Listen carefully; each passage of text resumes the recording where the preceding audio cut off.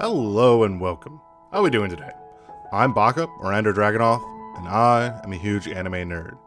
And today, I'm bringing you the next episode of Old Baka Rants at Clouds. And this time, it's about another hidden gem. Now, for this one, I'm not talking about any one series in particular. I'm actually going to be talking about a franchise. One that is near and dear to my heart, as it was almost an entry point to anime for me. I'm going to be talking about Macross. Now, I will be giving hints into the American version, which is Robotech, which was a combination of 3 different anime series put in together into one cohesive story by Harmony Gold. I won't go into more detail on that, but just understand that there are a lot of bases of Robotech that comes from Macross.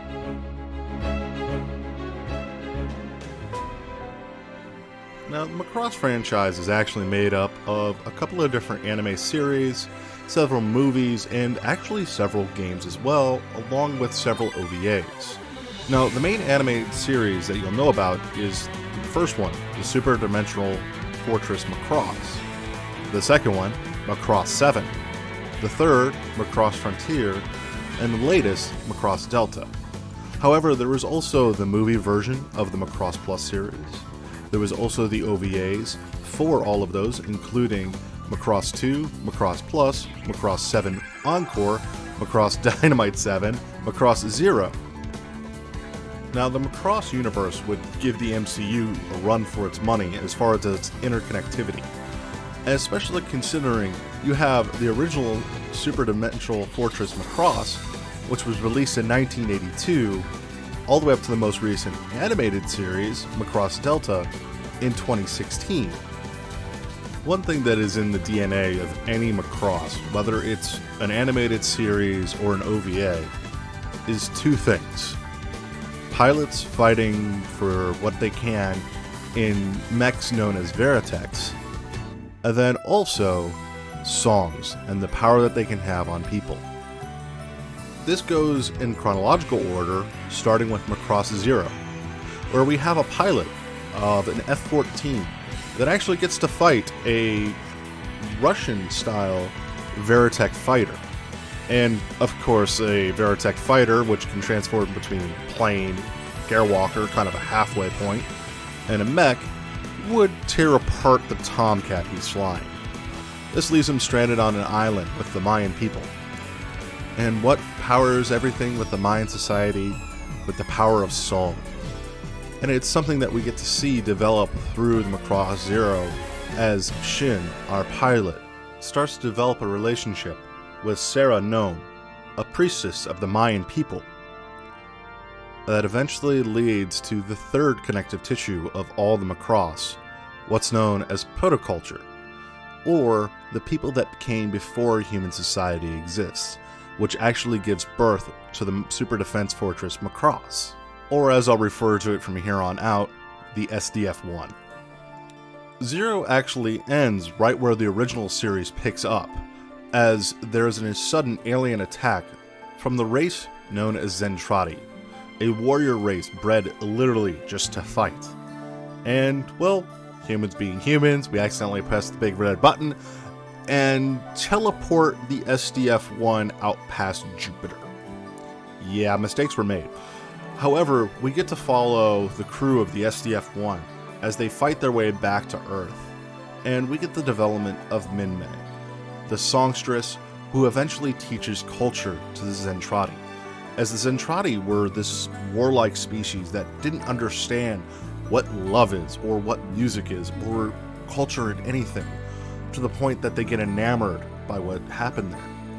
And we also get the variation of the original story with Macross Do You Remember Love, which is a movie that kind of in universe is made to show the events of the original series. Still throughout all of this though, we get that tying nature together of our pilots going out in the Veritechs and having to fight against swarms, and then our songstresses trying to bring cultures together. And it's actually kind of interesting in the sense that there's not always about fighting. Sometimes it's literally about using a cloaked covered Veritech fighter in mecha mode to walk around inside his Zentradi's ship acting like it is a Zentradi, with small little humans in pockets. And eventually, one of them follows the classic trope. When emotions become too much for words, you'll break into song. And that is where that culture connection starts to form between the humans and the Zentradi. And as we continue on into some of the other series, specifically the next one, Macross Plus. Now, Macross Plus puts music kind of in the back seats and focuses on our pilots in a very Top Gun-esque way. It's such a fun ride to watch, though, and it is very telling about the society that is developed out of this, as we're seeing a society not on Earth, but on another planet known as Eden Prime. Because what is the human reaction to everything that happens in the original? Well, shit. We're small, tiny, and if we contain ourselves to one world, there's a good possibility we're all going to get wiped out. So they develop colony ships, led by the various SDFs, and they get sent out into the galaxy to go and find places that they can reside. Now, these convoys, or colony ships, are massive, and they take generations to get where they're going. And one finds Eden Prime, where Macross Plus takes place. And Macross Plus is all about them testing the new generation of variable tech fighter, whether it would be the XVF-19 or the XVF-21. Now, we still get that personal connection because the pilot of the 21 is actually a Zentradi, because at the end of the Macross series, the Zentradi realize that humans might have the right idea with this culture and end up melding into the human society. And we get to actually see that happening in Macross Plus. We also get to see the dangers of technology as a rampant AI goes and ends up controlling several fighters and several other things, causing the Macross City disaster, where the SDF-1 gets hacked and tries to kill humans around it and the Macross City on Earth. Either way, it's still a very fun ride through that one, and if you ever get the chance, it's only 4 episodes and well worth your time. Now, after Macross Plus is Macross 7, which takes the whole idea of using sound and music and goes to the next level, as we have our main characters are actually a part not of the military, but about a band called Firebomber. And how do they go and they actually attack things? Well, they hop into Veritex and fire speaker pods and sing. Oh yeah, by the way, the main character does control his Veritech with a guitar. Yeah, it's one of those series. Now, Macross 7 deals with a new enemy, what's known as the Proto-Delvlin, which literally come and steal the essence of humans in order to power themselves and their ships. And it's all about the then formed Sound Force around Firebomber, going and restoring humans back to their full potential again. Now, 7 does kind of go out there a little bit in its storytelling, and commonly it's held that several episodes can be skipped. However, it's still a fun ride and still very interesting, and really helped establish the musical pressure that comes from Macross, as Firebomber real-life counterpart is known as Jam Project. Now, after Macross 7, Macross franchise kind of went silent for about 10 years. Then came back with my personal favorite, Macross Frontier. Now, Macross Frontier is kind of interesting because it does add in another element into the DNA that is Macross, as we still have our fighter pilots and their Veritex going off. We still have our songstresses or divas going and singing and bringing people together. But now we're also getting different types of aliens and new types of technology that are really changing the way that the Macross universe works. Now, this has led to human factions fighting against other human factions, to the point that one colony ship in Macross Frontier ends up fighting another. Now, Frontier also adds in a new alien, the Vajra, basically an insect style of alien that, again, responds to the power of sound. A very interesting and different idea, as you have a communal bug-type society that is trying to interface with a human individualistic style. Now, Frontier also has one of my personal favorite love triangles between Rantha Lee, Cheryl Gnome, and Alto Saltome. It's a fun ride no matter what way you do it, and it also led to several movies coming out as well. As you may have seen, I have recently reviewed the intro of The False Songstress, and I plan at some point doing The Wings of Goodbye as well. This entire series is one of my personal favorite Macrosses because it kind of helped revitalize what Macross is and help bring it to a new audience. And then after Frontier, we get Macross Delta.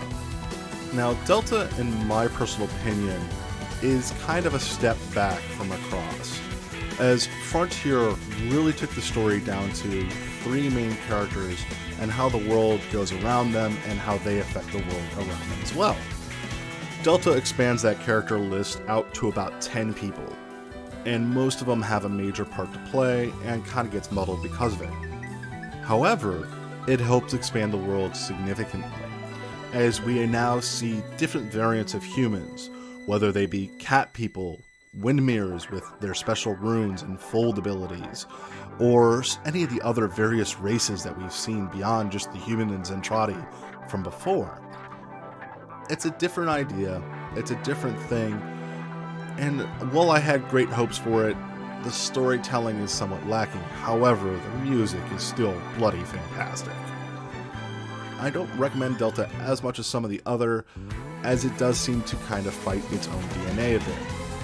Now, that's not to say it was not Macross, as we still have our pilots flying around, and we still have our songstresses trying to bring culture to everybody. I just feel like it might have betrayed a little bit of that initial DNA that was in Macross. Now, there is one last one on the Macross timeline. However, if you talk to anybody that loves Macross, it doesn't exist, and that's Macross 2. As most people see it as the characters from the original SDF1 going and watching a movie of what people think the world will be like 100 years later on.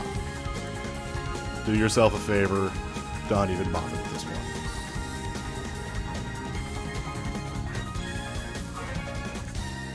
So there we have it, a quick premiere on the Macross franchise, and something that is near and dear to my heart, as it introduced me to anime before I even knew what anime was in the form of Robotech.